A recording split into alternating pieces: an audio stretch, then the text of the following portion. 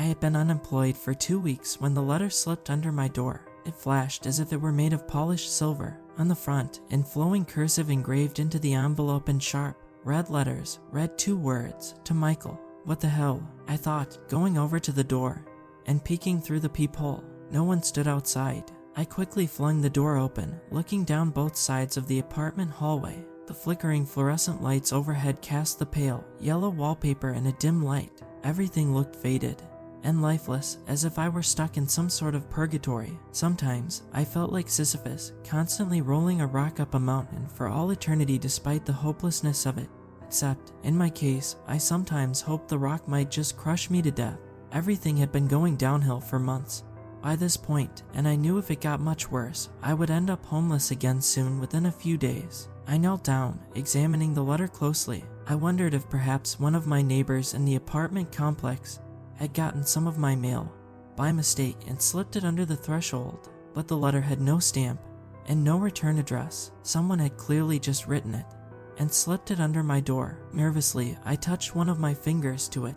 I felt a sizzling current run from the envelope into my skin, almost like a powerful sense of static electricity. It didn't hurt, but it caused my muscles to tighten involuntarily. All the colors in the world seemed to brighten and sparkle as I picked up the sleek, silver thing. It looked like a letter from an alien, I thought to myself with a smile. It felt tremendously cold under my grip, as if I were holding something that just fell out of the darkness of infinite space. I could feel it sucking my body heat, as if it were a living thing, like some sort of vampire. My hand went cold and numb instantly, and the smile fell off my face as a rising sense of anxiety took over. After a few seconds, the sensation started to pass. Hesitantly, I flipped open the envelope's cover. $100 bills fell out, scattering over the floor like dead leaves. The little green pieces of paper slowly descended through the air. It seemed as if the envelope were spitting out impossible amounts of material.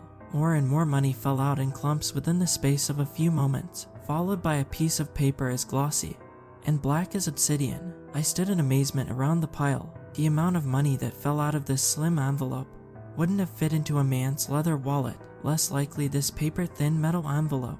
I thought of how Bugs Bunny and other cartoon characters could hide their bodies behind flagpoles or other impossibly narrow hiding spots. I didn't know if I wanted to laugh or run away. For a few moments, I was overwhelmed by emotion, my mind racing ahead in a stream of consciousness garble. My first rational thought was that it was all counterfeit and that this was some sort of prank. The envelope could probably be sealed and have all the air sucked out of it to make it seem like it was holding much less than it was. That's probably why it was metal, since flimsy paper wouldn't make an airtight seal. I scoffed as I thought about it, not sure what I should feel at that moment. I wondered if someone was secretly videotaping me somewhere. If it was a prank, I bet all of those bills were counterfeit as well. Then the silver envelope started to dissolve in my fingers. It looked like it was being eaten by a corrosive acid. As it turned into ashes, circular spots of gray dust settled on my hand, so light and smooth that they felt like mere air. Within seconds, the envelope had disappeared completely. Neat trick, I muttered to myself. I had no idea who was behind this. My curiosity was piqued. However, kneeling down, I picked up the black piece of paper. It felt like it was made of some sort of plasticky, unbreakable material. Its glossy surface felt as smooth and warm as a living creature under my fingers. I started reading the blood red ink scrawled across its front in a beautiful, flowing cursive script. This is what it said. Dear Michael, I'm sure you are very confused right now. I know of your struggles, your hardships, your triumphs, and failures. I know all of your thoughts and feelings, even at this very moment. Indeed, I am closer to you than your own veins, your own heart. For I am God, the creator of the universe, the source of life, the eternal. People call me many different names, as you well know, but my archons call me the pleroma, the fullness, just as the ancient seers used to call me, for I fill all things. My consciousness spans all of the universe and beyond. It spreads forever outwards like an endless wasteland. It is within the hearts of all beings, smaller than the thumb. It is eternity. I have always existed, and always will, like the snake eating its own tail. I was sweating heavily by this point. I felt an insane urge to laugh at the ridiculous letter. God sending a letter. Didn't he have email? This image made me descend into a fit of giggling that bordered on madness. It threatened to smash through my mind like the waters of a collapsing dam. My heart was pounding and palpitating at the same time. Something in the letter had a sense of power. After all, I could feel its subtle energy vibrating under my grasp as it trickled into my hands, almost like the heat of a tropical sun. Inhaling deeply, I continued reading. I know what you're thinking. God sending a letter. Doesn't he have email? I gasped, falling back and letting the letter drop from my numb fingers. It descended slowly to the ground, drifting in lazy arcs. As it landed on the kitchen floor, though, something strange happened. The blood red ink began to emanate a blinding, crimson light. Its bloody glow radiated out of every single letter on the page. The glossy paper curled and writhed, lengthening and twisting into a long cylinder. In a few seconds, eyes appeared along with sharp teeth and a grinning mouth. I looked down into the face of a viper. The crimson glow now came from its 2 reptilian eyes. Its jaw unhinged. As it slithered toward me, from its mouth, I heard words that shook the ground like bomb blasts. I quickly realized this monstrous talking snake was reading the rest of the letter. This is what it spoke. I know you well, Michael. You will not believe unless you see miracles. But I have miracles for you, more than you will ever know. I have existed in eternity for so long that my consciousness is warping, twisting, becoming insane, forming back in on itself. I don't know how to stop it. However, I enjoy my stories, and I know you are a writer who is down on his luck. You are special in a way you don't understand. Within a few rare people, there is an essence, a divine spark of something ancient, some microcosm of the fullness, some piece of the primordial Sophia, who I lost at the beginning. When I find these people, when they have progressed to a high enough level, I give them the choice, as you now have.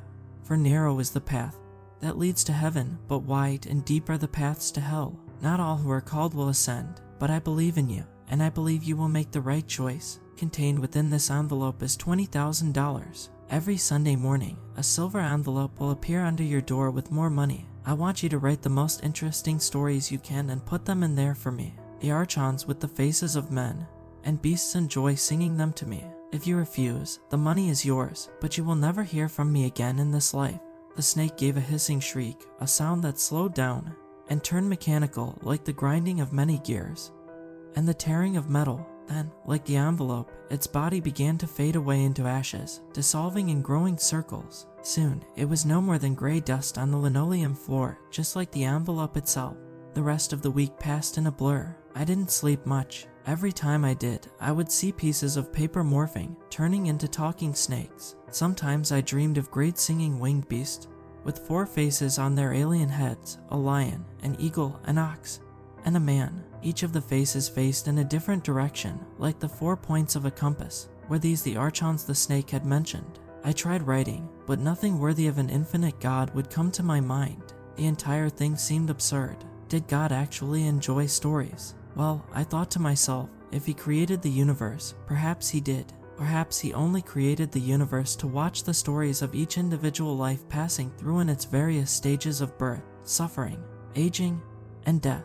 Late on Sunday night, I found myself sitting at the kitchen table, drinking cup after cup of coffee. My laptop was open in front of me, the blank, white page staring back at me with a mocking glee. What kind of story was worthy of a divine being, after all? After many hours of writer's block, the answer hit me like a bolt of lightning. A horror story. After all, if the Old Testament was right, God was jealous and infantile. He got mad like a spurned lover when he saw people worshipping other gods. He drowned the entire world because he was somewhat disappointed in the first result. I figured a being of such a mind would certainly appreciate some more horror, as I did myself. After all, if I was made in his image, then I assume we should have similar tastes. The envelope came sliding under the door at the exact moment the sun started to rise on Sunday morning. With the finished product tucked into my nervous, sweating hands, I reached down and opened the cover. Enormous amounts of money came tumbling out. I didn't even see all the bills, though. Feeling weak and anxious, I closed my eyes and slipped the folded pages of my story into the silver envelope. The currents of electricity from it seemed to sizzle my skin. As I closed the cover, I wondered if I would ever find out how much God liked my story. Would he send another talking snake with a voice like rushing water? By the end of the day, I would know exactly how much God liked it. He liked it so much, in fact, that he decided to make it come true. I fell asleep for a few hours, totally exhausted from working through the night. But when I awoke, I felt a surge of confidence and bliss I hadn't known for many years. I was now financially stable. Hell, more than that. With the $40,000 I had now received, I could pay off all my debts and still have at least $10,000 to spare. I opened my eyes, looking around, feeling dazed. The horrific dream I had been having about sailing on an endless ocean surrounded by a thick blanket of shadows seemed to merge with the brightness of the real world for a few moments. I blinked rapidly, wondering if I was still dreaming. For some reason, I wasn't on my bed anymore. I wasn't even in my apartment. I found myself laying on a cold, blood-stained steel table in a small concrete room. A bare incandescent bulb flickered overhead. The darkness of the claustrophobic chamber seemed to swallow its dim light like a hungry mouth. "Holy hell," I said, my heart dropping. I saw the door to my room standing wide open. It was a hospital door with a small observation window built into the top. The glass looked cracked and yellowed with age. Spatters of what looked like ancient blood covered the front of it. I felt a shock of fear course through my body like lightning as I recognized the setting from my story. Past the door, I saw a dark hallway filled with overturned gurneys and debris. I got up, walking slowly out of my prison-like cell. Strewn across the hallway lay bloody scalpels, syringes filled with some strange, sparkling black fluid, bandages spattered with pus and gore, and even a dried human finger. The finger had curved in its desiccated state. As it lay on the filthy floor, it seemed to beckon me forward. I tried to calm myself and remember the story. I had written it fast and under the influence of too many weed gummies. Now I felt very sober indeed. I walked down the hallway, feeling sticky fluids crunching under my feet. Something like pus seemed to glisten from the cracks in the floor, as if the hospital itself were a living thing, and we were all just bacteria in its giant body. The walls seemed to breathe, slowly inhaling and exhaling as a slight breeze blew past me, constantly reversing directions with every cycle of it. With no better ideas, I knelt down and carefully scooped up a needle with the wicked-looking black stuff swirling inside. It looked like someone had put glitter in some filthy car's waste oil. I carefully wrapped the tip in cloth and put it in my pocket. Perhaps it would come in useful somehow, I thought. I had no better ideas, and my hope that there would be a way out and a happy ending to this had almost completely faded to nothing. In the story I had written for God, the building was a decrepit, hellish mental asylum in the center of the universe. God was kept as a patient in the basement, insane and rambling like a syphilis patient in his final days. I imagined God as a kind of massive Nietzsche in Nietzsche's last days of life, a man with the same prominent Germanic mustache, his eyes crossed, and a straitjacket hugging his body, sitting in a wheelchair and staring at the ocean as he slowly loses the last fragile splinters of his sanity. The staff of the hospital were his archons, the archangels, with the faces of men and beasts. They read to God all day, read him books, music, poetry, or anything else to help him pass eternity and relieve the incessant boredom. But God was so far gone, they didn't even know if he could hear them most of the time. I had no idea how to get out of here or whether there was a way out. I hadn't put any in the story. As I wandered down the halls, a horrified, painful wailing began beneath my feet. The floor started to tremble with the power of it. It sounded like a man shrieking as his body burns alive, combined with the tortured squealing of tearing metal. It passed through the air like thunder. Dust fell from the ceiling. The many cracks in the walls opened and lengthened. I shook, my heart trembling in my chest. My legs felt weak. I walked forward like a sleepwalker. In front of me, I saw a sign with a staircase pointing at the end of the hall. There I saw an old bunker door, thick and sturdy. On the front, barely legible, a sign lay reading, "Authorized personnel only." Underneath, a smaller one read, "Psychosis unit." After taking a deep breath, I opened the rusted door and started to descend. The walls breathed all around me as a fiery, glowing light shone far at the bottom. It felt as if I were descending into the bowels of hell itself. For all I knew, perhaps I was. The stairs dropped down a steel tunnel for what looked like thousands of feet. The steps had strange gold and silver filaments woven together in long, curving strands that made the entire construct look like an enormous spiderweb. It had no handrail, and the steep, narrow steps fell down like the slope of a mountain. Vertigo twisted through me as I focused on my breathing, slowly making my way down, intent on not tripping. I had gone for about 5 minutes when I nearly died. That roaring, shrieking, tearing wail started up again as the stairs started to tremble, and the walls rippled like contracting flesh all around me. I felt myself thrown forward. I screamed with terror, windmilling my arms. Hundreds of steep steps loomed below me, a very long, bone-shattering fall. I had visions of my bloody, broken body being returned to my family, the splintered bones all poking out of the skin. I slipped, trying to brace myself, but my foot came down on empty air. I started to fall, knowing I had lost. The absolute animal panic of that moment made everything slow down and grow bright at that moment, though. Something grabbed me from behind. I felt myself lifted off my feet as a smell like lavender and rotting bodies filled the area. Two skeletal hands held me under the shoulders with a grip like iron. I turned my head, seeing something monstrous, the decaying body of an angel. It had two massive, black wings extending on both sides of its body like the wings of a bat. Countless pale, squirming maggots fell from those wings every moment, dripping like raindrops in a heavy storm. Its head was spun around backward so that I couldn't see its face, but growing from the back of its scalp, I saw many strange, black, snake-like creatures writhing and twisting. They stared at me with their pale, white eyes. Their reptilian faces split into a grin as we reached the bottom of the stairway, and the creature set me down gently on the ground. Those snake tentacles had far too many teeth. It turned its body so that its face was looking at me. This thing had a face like a skull, pieces of necrotic flesh still clinging tightly to the bones. Two dead, cataract eyes stared out. Its teeth looked as sharp as needles. On its body, it wore softly glowing silver armor. It even had a sword sheathed around its waist. I backpedaled away from this abomination, but it put its hands up. "I am the angel of death," it said. "I am not here to hurt you. We are to bring you to the center, to see for yourself the truth of all things." "Wait," I asked, looking around. Behind me, I saw more angels, massive creatures standing 20 feet tall with 4 faces on their heads. As they turned, I realized these were the archons. The faces of oxen, men, eagles, and lions all looked dispassionately down at me, some with hunger in their eyes, and others with hatred. They all had on glowing armor and swords, like the angel of death. I realized I was no longer in the building. Its breathing walls loomed behind me. Trickles of pus and blood dripped from cracks in the walls. Its exterior seemed to shiver with excitement.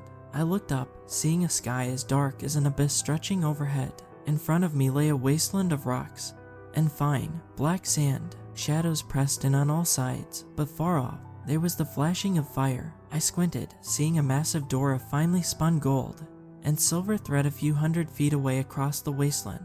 It opened onto something like a volcano. Torrents of lava splashed and bubbled deep inside, sending thick, choking black smoke into the air. Around the door was a wall rising hundreds of feet of air. It looked like smooth, polished obsidian. It gleamed mockingly, cutting off my view of what horrors lay behind it. "Time to go," the angel of death whispered in a voice like smoke. It came up behind me, its tentacle creatures snapping and biting at each other like rabid dogs. A cold, rotted hand was placed gently on my shoulder. I shuddered. The archons towered over me on all sides, their silver armor glowing with a soft blue light. They said nothing as they accompanied me toward the fiery door, surrounding me like guards accompanying an inmate to the electric chair. Around the door, hundreds more archons stood in a semicircle. They all murmured and chanted in different languages, creating a low, constant susurration. Their eyes looked cold and dead, as lifeless as those of corpses. I felt immense fear. My heart palpitated wildly in my chest. I knew I was looking death in the face. Whatever was through that door, I did not want to see it. I heard someone whispering, a soothing female voice that came across so softly that I didn't know at first if I was imagining it. I looked at the angel of death, wondering if it was talking, but its skeletal, bone-white mouth stayed firmly shut. I listened to the words as a sense of light and peace filled my chest, suddenly feeling as if I was not alone in this. Through that gate is the Demiurge, he who imprisoned our immortal souls into these dying bodies at the beginning of time. He is evil, as cold and black as the endless void between stars. I felt a warm, calming presence for a few moments as the words faded away. No one else seemed to be able to hear them. The archons hadn't reacted, and then the terror and anxiety returned. "See your master," one of the archons standing next to me hissed as they pushed me toward the door. His human face contorted into a sneer as he looked down on me with contempt. "He created you from dust. You're no more than a golem wrapped in skin, just dust." "But wait, the holy ones were created from light." He spat with his human face. The lion face roared, its deadly eyes glittering with hatred.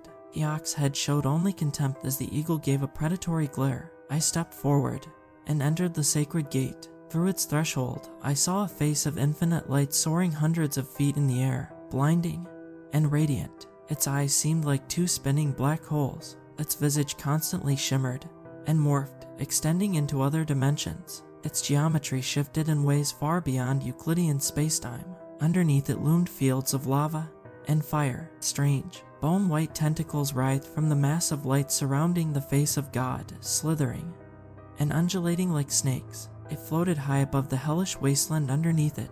Then it seemed to focus on me. A presence outside of time and space invaded my consciousness. I heard a whispering start in the back of my mind. "We are one. Feel the fullness of God." Something black and empty pierced my heart as that horrid voice twisted through my body. At that moment, I saw horrible things. The cold reptilian presence ran through my mind like an eternal scream. It felt like skeletal hands were gripping my heart, squeezing it into a pulp. Death flashed through my body, jarring and dissonant. Visions ran through my mind, mountains of corpses, and worlds of screaming beings sucked into black holes suffocated my senses. I heard an insane laugh, a sound like a bomb blast, full of sadism and mirth. The archons had come behind me through the gate. One of them turned to me, looking down on me like an ant. "You will be fed to the mouth of God," he said calmly, "so that your essences can become one. God wishes to have you with him for all eternity." Tailspinner. A sense of panic gripped me at that point. They started to close in around me, trying to force me forward. I knew I needed to act to escape this insane trap. I grabbed the needle full of sparkling black fluid I had picked up in the hospital, hoping it was some sort of eldritch poison. Only one archon stood between me and the gate, with the rest at my sides. Spinning around, I ran at the one in my way with the needle pointed out. The angel had a look of surprise as I brought the tip of it down into his exposed calf and pushed the plunger. It brought a clawed hand down and swiped at me, sending me flying back through the gate. I landed hard on the black sand, gasping and sore, but the scream of agony coming from the archon told me it had worked. The effect was nearly instantaneous. The angel's skin blackened and turned necrotic in spreading patches, rising up from his leg to the rest of his body in the space of a few heartbeats. All four faces began to drip blood and gnash at the air. He began going insane, smashing his human face into the obsidian wall over and over. The other archon started to run forward to grab me, but the insane, transformed creature took his sword and started blindly slashing at the air. All of his faces were crying and spitting blood now, and even his eyes had started to rot and liquefy in their sockets. The sword crashed into another archon, decapitating its strange, four-faced head and sending it flying into the lava that bubbled only feet away. The rest turned their attention back to this new threat. I pushed myself up and ran for my life. There was that horrific wailing again, the predatory roaring that shook the ground like an earthquake. It was the same shrieking that nearly killed me on those endless stairs. I realized with horror that the scream came from God. His face had contorted into unbridled fury. The radiant, spiraling light started moving forward, its thousands of chalk-white tentacles writhing faster, whipping everything in their path. They began to blindly grab archons and tear them into pieces or throw them into the fire. God crashed through the gate, splitting the obsidian wall into fragments that flew like bullets through the air. I sprinted as fast as I could back toward the mental asylum, the only source of potential safety I could see.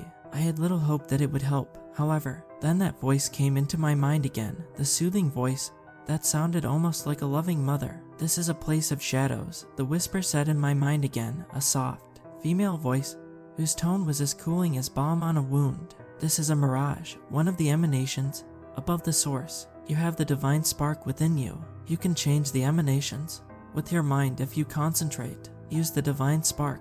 Focus on that door." The decrepit hospital building seemed to be shivering and trying to pull itself back from the chaos and mayhem drawing near. Behind me, God moved forward like a creeping lava flow, destroying everything in his path. His cold, reptilian eyes looked down with contempt and a strange emptiness as he came forward. "You must be one with me. Let me taste your bones. Let me drink your blood. Let your essence enter into me, the infinite, the divine." God shrieked in a voice like thunder, that enormous face radiating light, and insanity continued to sweep toward me. I knew it would catch me in seconds if I didn't get out. The door to the hospital breathed and dripped rancid, yellow pus from the top of its threshold. Beyond it, the strange silver stairs rose thousands of feet, like the building itself. I blinked fast, imagining my apartment. As I got within a few steps of the door, the ground ripped itself apart behind me, cracking and falling down into an endless abyss As I jumped forward, I felt a rising sense of energy in my chest, a spinning around my heart, and a high-pitched whining in my ears.